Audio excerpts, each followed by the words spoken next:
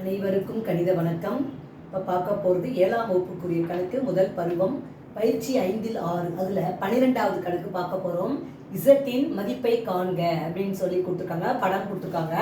இசட்டோட மதிப்பை கண்டுபிடிக்க போகிறோம். அதற்கு முன்னாடி ஒரு புள்ளியில் அமையும் அனைத்து கோணங்களின் கூடுதல் 360 டிகிரி அந்த பண்பை பயன்படுத்தி இந்த கணக்குக்குரிய விடை இசட்டின் மதிப்பை கண்டுபிடிக்க போகிறோம்.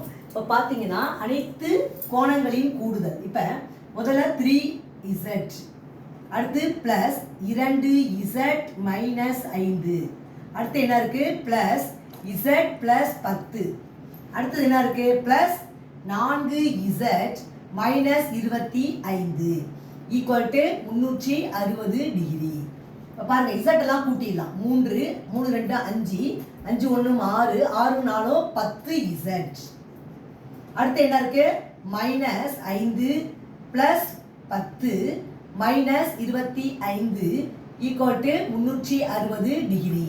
அடுத்த ஸ்டெப் என்ன செய்ய போகிறோம், 10z இந்த முழு எண்களை நம்ம கூட்ட போகிறோம். மைனஸ் 5 மைனஸ் 25 இது ரெண்டையும் கூட்டினால் மைனஸ் 30, அதில் ப்ளஸ் 10. அப்போ வேறுபட்ட குறியீடு கழிக்கிறோம்.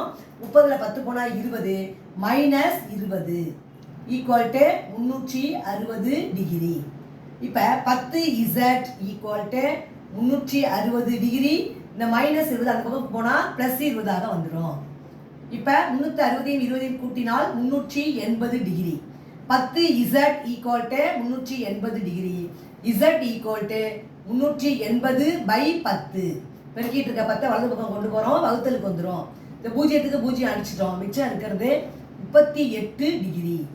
அதாவது z-இன் மதிப்பு is equal to 38 degree. Answer வந்து இந்த கணக்குக்கு உள்ள விடை வந்து 38 டிகிரி.